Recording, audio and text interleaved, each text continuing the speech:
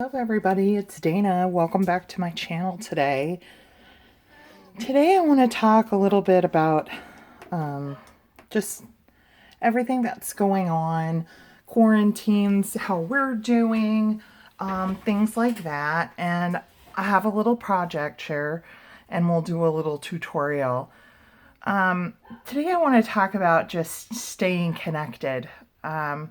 Here in our home, myself and my mother are staying pretty much quarantined. We are high risk. My mom, because of her age, and she has COPD, and then for me, I'm on immune system suppressant injections for my autoimmune condition. So what I've experienced the last 2 to 3 weeks is that I am so grateful for the opportunities that I have online to connect with my church family and the people that mean a lot to me. I'm so grateful for video chats and online streaming of our Sunday services for church, and I have 2 Bible studies that I attend Tuesday night and Wednesday night that have moved to a streaming kind of Skype type thing where we can interact with each other, and I'm so grateful for that. Well, what I'm experiencing is that not everybody in my life that I love are a part of these online things that I'm doing, and there's people that mean a lot to me that I only see on Sunday mornings at church, that I catch up with and say hi, and they're not, we don't attend the other functions that I do. And I'm feeling very disconnected with those people, and I miss them. I miss seeing them. I miss talking to them. I miss giving them a hug. And these are just things I'm sure I'm not the only one feeling. So I was doing my Bible study reading this last week in Galatians, and I was inspired by the verse that says, "Do not grow weary in doing good."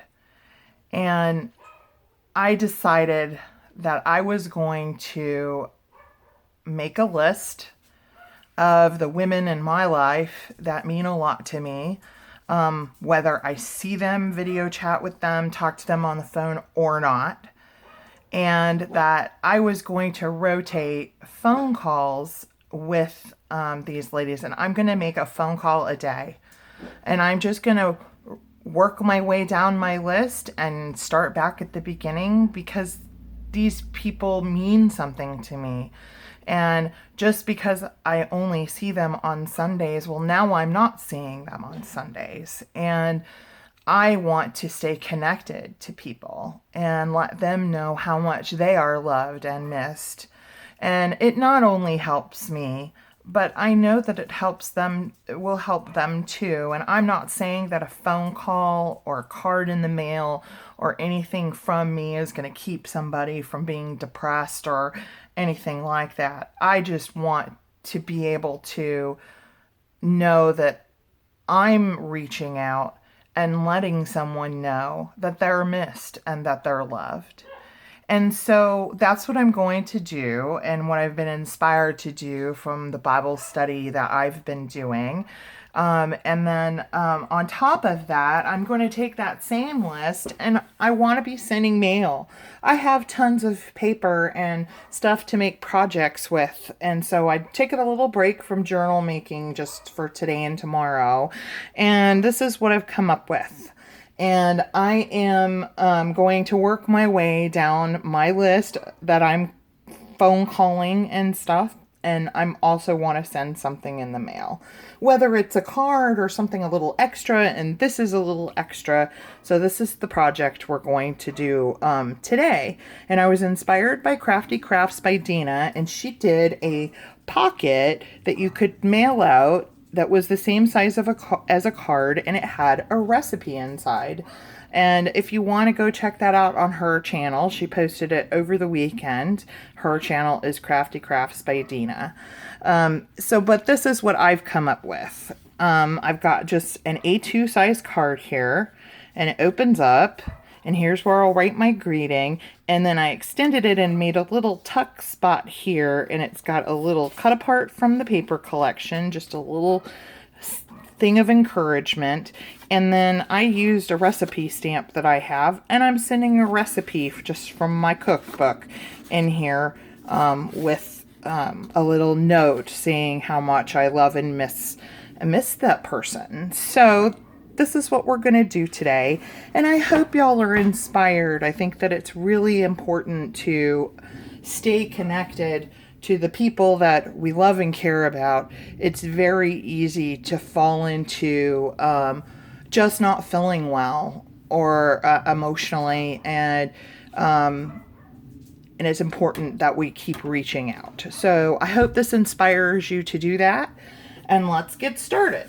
Okay, so the first thing that we're going to need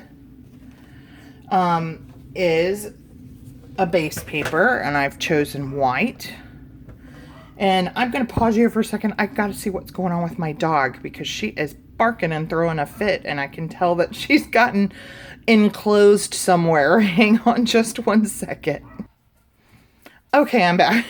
She was my little poodle mix. She's so cute, and she loves my daughter so much. And my daughter, she was sleeping in my daughter's room, and then my daughter went and got in the shower, and then she woke up and was in her room all alone with the door shut.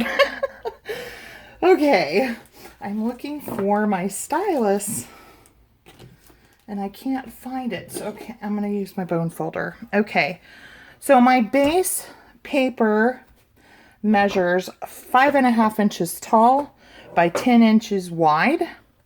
And I'm putting the 10-inch side in the scoreboard. So we're going to score at 4 1/4.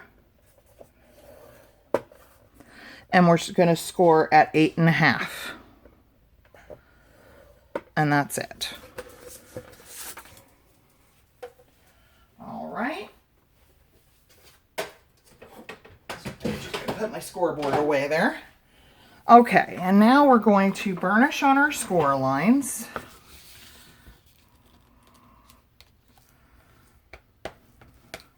And there's the base of our card.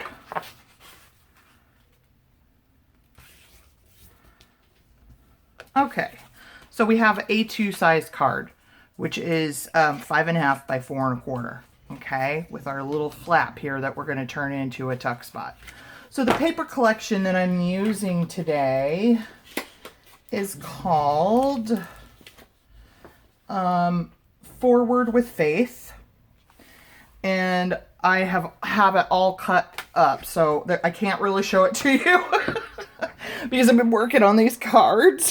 So what I've done, let me show you what I've done. I have taken a background paper that I wanted to map my card with, and this is 4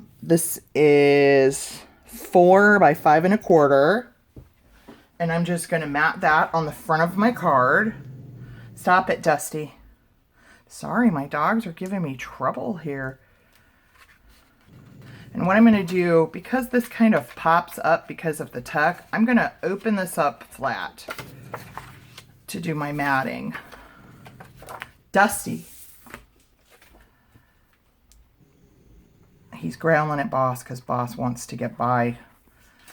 Okay, my glue is plugged up. Come on, Boss. Okay, that should do it. So I'm going to mat. Okay, it didn't do it. Oh, for heaven's sakes, look at that. Okay. That we've got to do something about. Let me grab a wipe. Sorry about that, guys. Real life crafting here. Okay, I'm going to wipe all this glue off my fingers.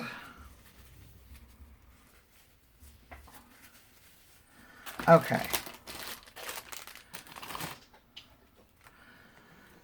Well, at least we're unplugged now. Okay, so I'm going to just glue this down. Dusty! Sorry about that, guys. And I'm going to mat the front of my card.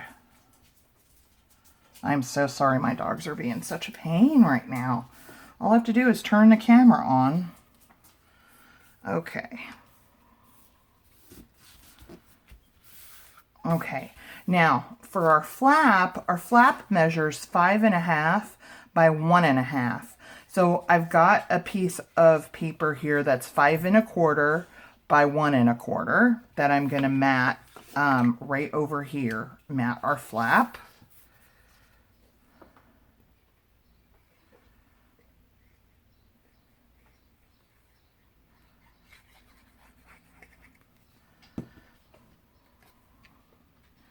So we'll lay that down right there. And then what I'm going to do is I'm going to glue down just the bottom edge of our flap. And I'll tell you why. My original design had this glued at the top and bottom so that it was a side pocket. Well, I used a recipe card stamp and it ended up being taller than the card. I'll show you. So it sticks out. And so if I had glued that pocket, I wouldn't have been able to fit the recipe in at all. So I left it opened at the top. Okay, so basically there's the base of our card. Okay, so I've chosen just a small little cut apart. This paper collection, and here's my recipe. This paper collection had a ton of cut aparts in all kinds of different sizes. It had 3x4 and 4x6 and little 3x3s, and there was a lot in there, so that was kind of neat. Okay, so here's the cut apart that I've chosen for this card. Now, you guys know that I'm big on matting things, because if you put this down like this is really cute. But if you want that to pop a little more, you just add a mat behind it. So that's what I'm gonna do here, is I'm gonna mat this onto this craft colored. I used white on most of the cutouts, but there were some cutouts that I felt looked better on a different color. So I'm just making sure, I'm just eyeballing it, and I'm making sure that I've got even spacing on these two sides. And then I'm just going to cut the excess away. Following, just have your scissors follow this line right here and it'll cut straight. At least that's what I found. That's what I look at when I'm just eyeballing that. Okay, so that looks really cute. And what I want to do is I'm going to use some 3M foam tape. I really like this because it's not super thick. And so it gives your piece a little bit of dimension without it being to where it's too thick to mail it. So I'm just going to add this to two sides.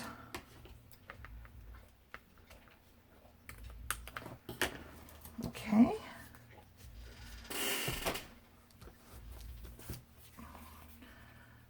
Bring her card back in.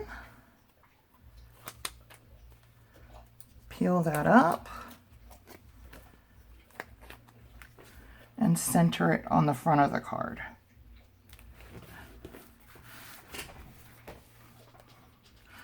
Okay, and that's it. Really cute, and hopefully it brightens somebody's day that receives it. Now, this is not going to fit inside an A2 envelope because my recipe card sticks out the top. So all I'm going to do is make some custom envelopes with my envelope punch board. So I know that this is 4.25 wide. And with the recipe card, it's going to be close to 6. It's like 5 7/8. So 6 by 4.25. And if I look at my envelope punch board and I go down to like they have a 4.5 by 6 right here. So I'm going to need an 8.5 by 8.5 piece of paper.